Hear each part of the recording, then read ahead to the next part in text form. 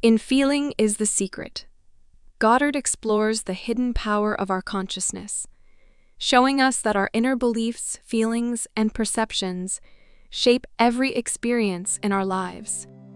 All right, buckle up, everybody, because today on the Deep Dive, we're really diving deep.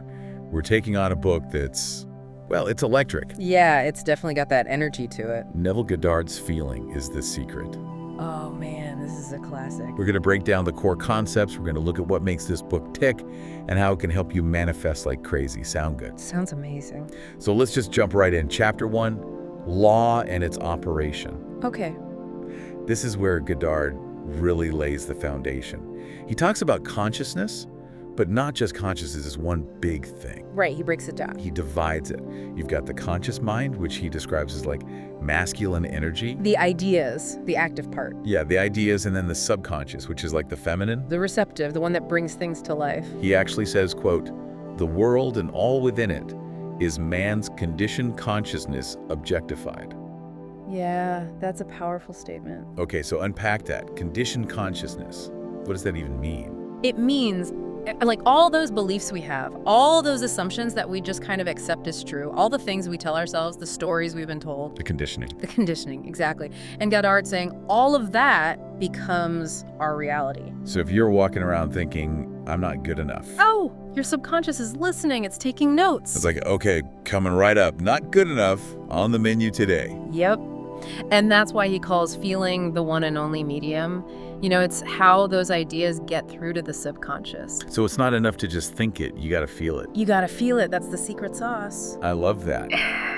Okay, now this really shifts the perspective, right? It does. It's not about blaming things outside of us. It's about recognizing that we are, in a way, creating our own reality. We are. We hold so much more power than we realize. But how do we actually change those deeply ingrained feelings?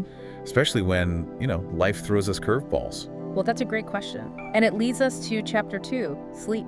Ooh, I love this chapter. Goddard describes sleep as like a direct line to the subconscious. A hotline. And he gets really poetic here. He actually quotes the Song of Solomon. Oh, yeah, beautiful passage. "By night on my bed, I sought him whom my soul loveth. I found him whom my soul loveth. I held him, and I not let him go, until I brought him into my mother's house, and into the chamber of her that conceived me." He's talking about this beautiful merging of the conscious and the subconscious, like a romance. It is, it's romantic. And what's so cool is he suggests we can use sleep to manifest. Absolutely. By falling asleep, feeling the wish fulfilled. So instead of, going over your to-do list in your head, Right, let all that go. or all the things you're worried about, Drift off feeling the joy, the peace, whatever it is you desire. like you've already got it. Exactly. It's like planting those seeds right before the subconscious goes to work. Powerful, powerful stuff. I mean, let's be honest. How many of us actually go to bed feeling blissful? Probably not many. I know I'm guilty of hitting the pillow with, like, anxieties and all sorts of stuff swirling around in my head. We all do it. But this gives us a whole new way to approach sleep. So, okay, sleep, direct line to the subconscious. What about prayer? Is that another way to tap into that power? You are so on the right track. Chapter 3 is all about prayer. Okay. And Goddard says, quote, "Prayer is not so much what you ask for as how you prepare for its reception." That's profound. Yes. So it's not about begging or pleading. It's about getting into that state of receptivity, almost like you already have the answer. He even quotes scripture saying, "Whatsoever things ye desire, when you pray, believe that you have received them, and you shall have them." It's about cultivating that unwavering faith, that feeling of knowing it's already done. I love it. But, and here's the big question, how do we actually get into that feeling state? Ooh, good one. Especially when our current reality feels so different from what we're trying to manifest. Right. That's the challenge, isn't it? And that brings us to chapter 4, spirit feeling. Goddard says, quote, "Not by might nor by power, but by my spirit, saith the Lord of hosts." He's talking about aligning with a higher power. Yeah, he is. Yeah. But what's really interesting is that he connects this directly to feeling. Okay, how so? He goes on to say, quote, "Faith is feeling, according to your faith feeling, be it unto you." So faith isn't just some abstract concept. It's experience. Exactly. It's about feeling the reality of what you want even before you see it. Embodying it. Embodying it. That's where the real magic happens. Wow, we've just scratched the surface here. Yeah. But already I'm feeling a shift, like starting to understand how much power we have to create our own reality just by changing how we feel. It's an incredible concept, isn't it? It is. And there's so much more to unpack. But that's for another time. Definitely more to come. Welcome back to the Deep Dive. We are still swimming in the depths of Neville Goddard's Feeling is the Secret. And we're about to explore how to really put these ideas into practice. You know, we talked about feeling being the key, but what about those times when our past experiences kind of weigh us down? Oh yeah, baggage. We all got it. We do. And that takes us right to Chapter 5, The Law of Assumption, where Goddard talks about this idea of revision. It's incredibly powerful. Revision, like rewriting history. In a way, yes. It's not about changing what actually happened, but changing how we feel about it. Think of it like editing a film. I like that analogy. You can't change the scenes that were filmed, but you can change the focus, add music, even change the whole emotional impact. Oh, I see. So with revision, instead of letting a negative memory just play out with all those old feelings, Right. we can go back and almost reimagine it. You got it. You go back and you infuse it with the feelings you wish you had felt. So it's like creating a new memory, a better version of the past. Exactly. It changes how that past impacts you in the present. So let's say you had a presentation at work and it went terribly.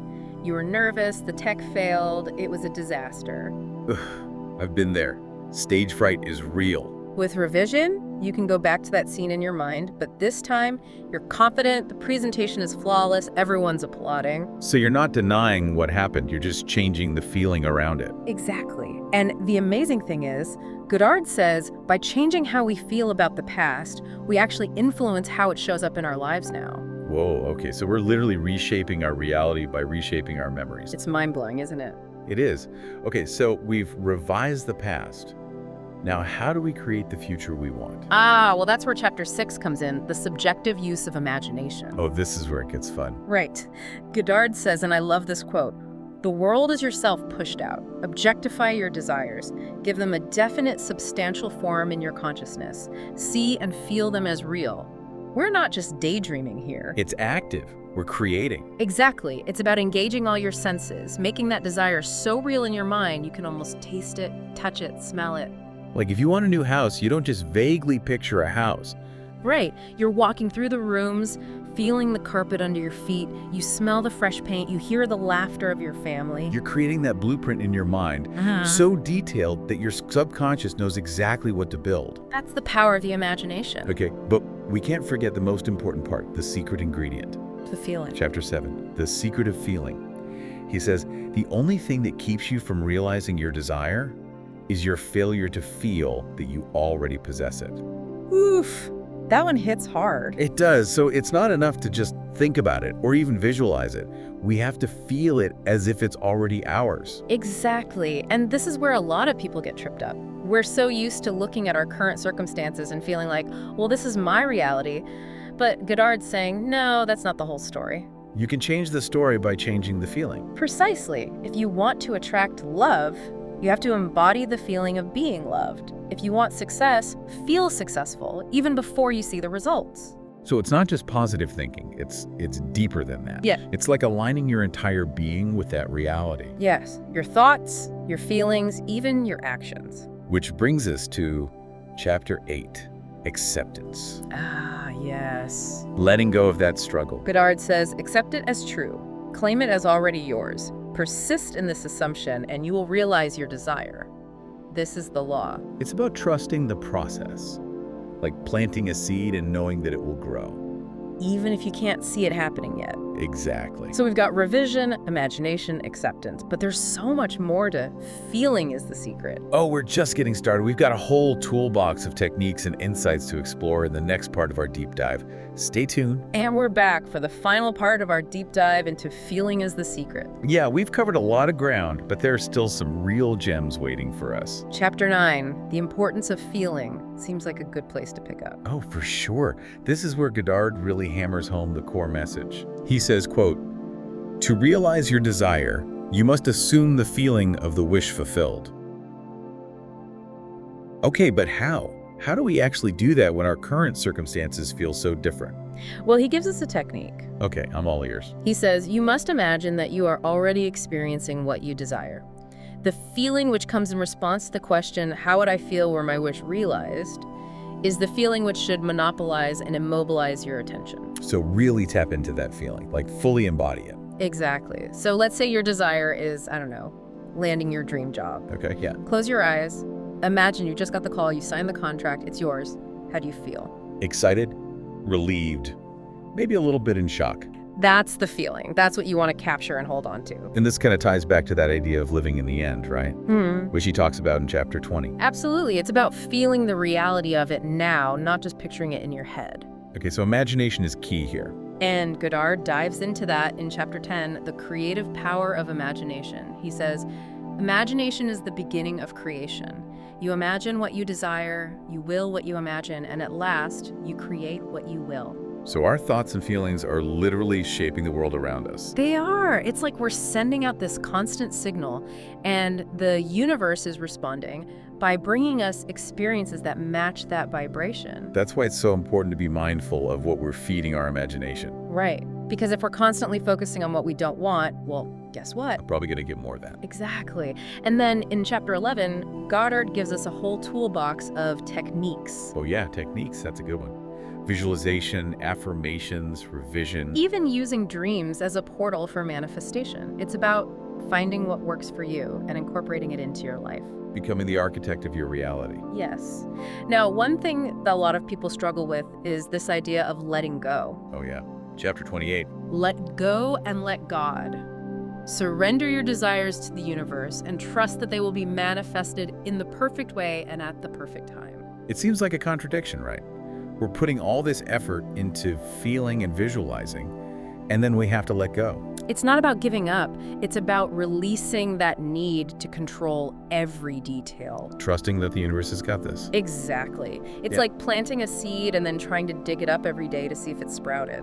You got to have faith. Yeah, that childlike faith that knows everything's going to be okay. Goddard talks about this in chapter 29 too, the power of surrender.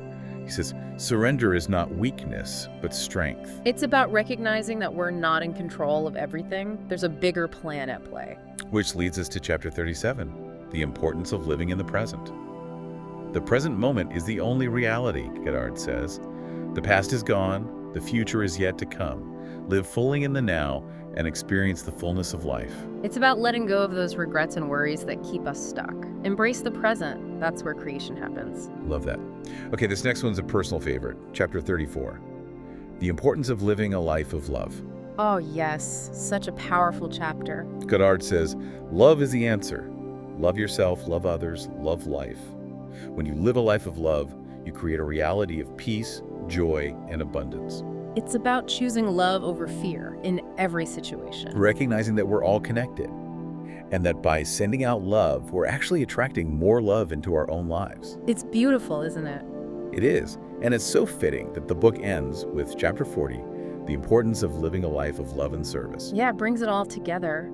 Goddard reminds us that true fulfillment comes not just from achieving our own desires, but from contributing to something bigger than ourselves. Helping others, Yeah. making a difference. Love is the greatest power in the universe, he says. When you live a life of love and service, you align yourself with that power and create a reality of peace, joy, and abundance.